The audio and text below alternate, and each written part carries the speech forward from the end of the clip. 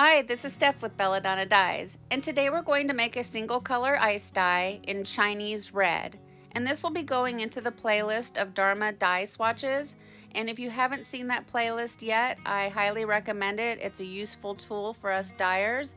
I'm only into the reds now, so there isn't a lot to see yet, but we're getting closer to the purple, so it's getting pretty exciting.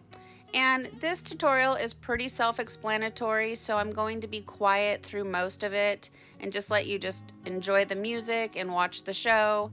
And if I think that there's something I need to point out, I'll let you know.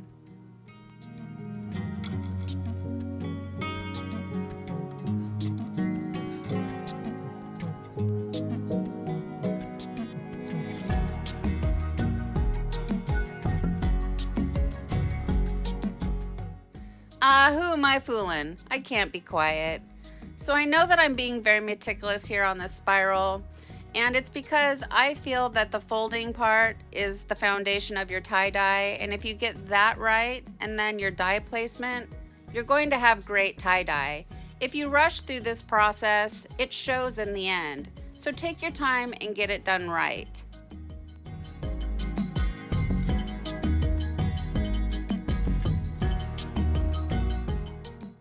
Once you have it all spiraled up, it's time to secure it. And I like to use rubber bands, and I got these rubber bands off of Amazon, and I have them listed down below in the description box along with everything else that I use for tie-dye, so check that out. And then you just want to tuck in all of your loose tails, making your spiral nice and tight.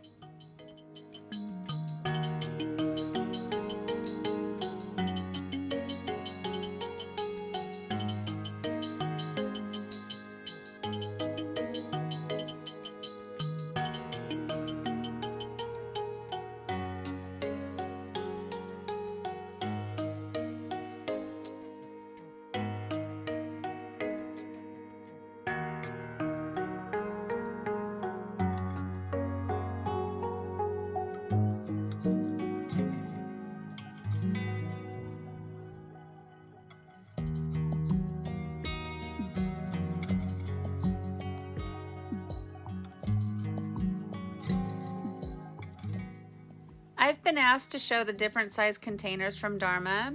So the one on the left is the 2-ounce size and the one on the right is the 8-ounce size. I usually always order the 2-ounce size if it's a new color to me to see if I like it, and if I do and I use it a lot, then I go up to the 8-ounce size. The cake molds are a little bit too big for the project, so I'm just going to secure it with a paper clip. Now it's time for the fun part. We get to add the dye.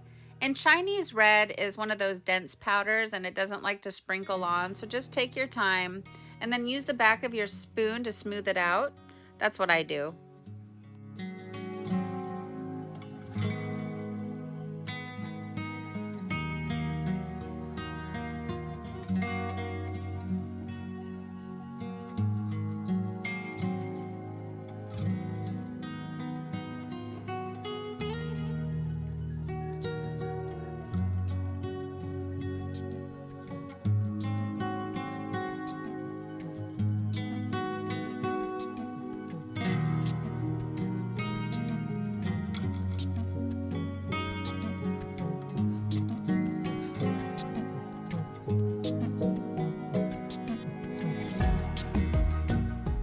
Well, my pie pieces aren't very symmetrical. What I can't see and what you can see, and I don't see it until I edit it, is this angle. From where I'm standing, the cake mold is covering that part of the triangle, and I clearly see now from this angle that I'm missing it. And that's the one thing about ice dyeing, it's rather forgiving. Grab a mask and give your project a quick little sprinkle of soda ash for good measure, and I'm just focusing on the areas where I placed the dye. For this project, I decided to use my second favorite ice cubes, and I got these off of Amazon, and I do have a link for them down below in the description box. If you end up getting them, the little trick with these is pull them out of the freezer and let them sit on the table for like a minute. The ice cubes will come out a lot easier if you let them melt a little bit. And if they're hexagon shape, would I call them ice cubes? I wonder.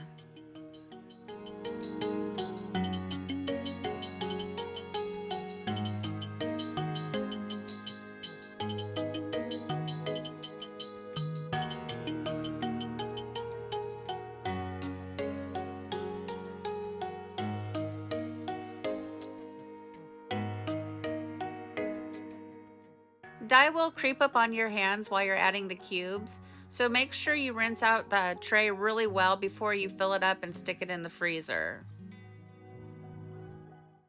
I came back and checked the back after the ice had melted, and there really wasn't a lot of dye showing through on the other side, so I decided to flip it over and just repeat the process.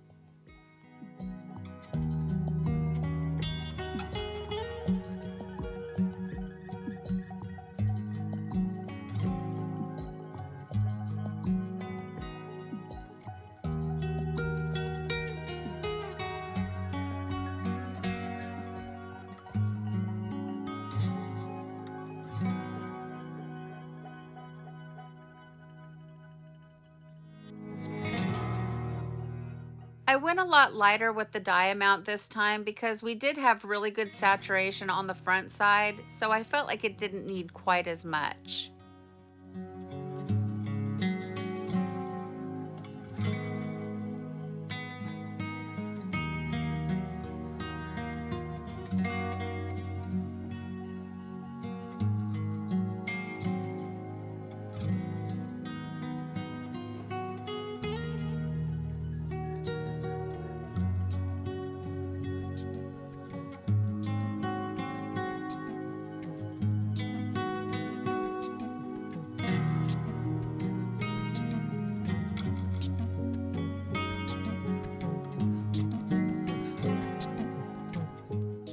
Now I'm going to set this project aside and let it batch for 48 hours after the ice melts.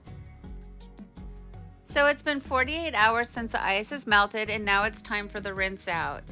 And you want to start by using cold water to rinse away any soda ash that might still be reacting within the project. However, with ice dyes and 48 hours, there's probably not a lot going on anymore, but you still just want to go through the motions just in case. And I really do focus on the white areas. I really want to make sure the soda ash is gone because I don't want all that red redepositing onto the white during the washout process. Once I have it rinsed till the water runs pretty much clear, I take it to the washing machine, and I did 2 hot water cycles with Synthropol, and I did a 3rd hot water cycle using Millsoft to bring softness back into the fabric after the dyeing process. And then I put it in the dryer and I ironed it, and we'll come back and we'll see the results.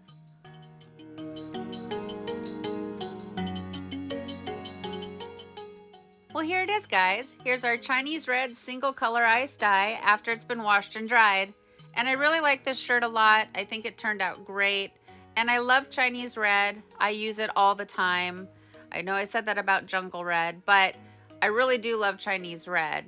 It also stays pretty true during an ice dye. However, it does maybe lean a little more towards the pink in some areas, but if you're looking for a red that doesn't do a whole heck of a lot during ice dyeing, this is also a really good choice.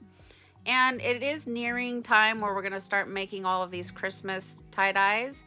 And I'm not doing this on purpose. It just so happens you could also make this as a Christmas shirt. It could be called a candy cane or a peppermint or whatever, but it has a really sort of a Christmas feel to it, doesn't it? So I like this color a lot. Like I said, I use it all the time. That's why I have the 8-ounce size of it.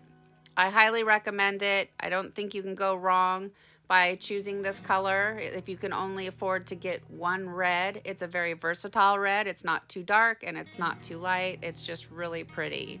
And right here is the liquid swatch against the ice dye, so you can see what it does as a liquid form and as an ice dye. And as you can see in liquid, it's just a beautiful red color. So what do you guys think of Chinese red? Please leave me some comments down below. Thank you so much for watching.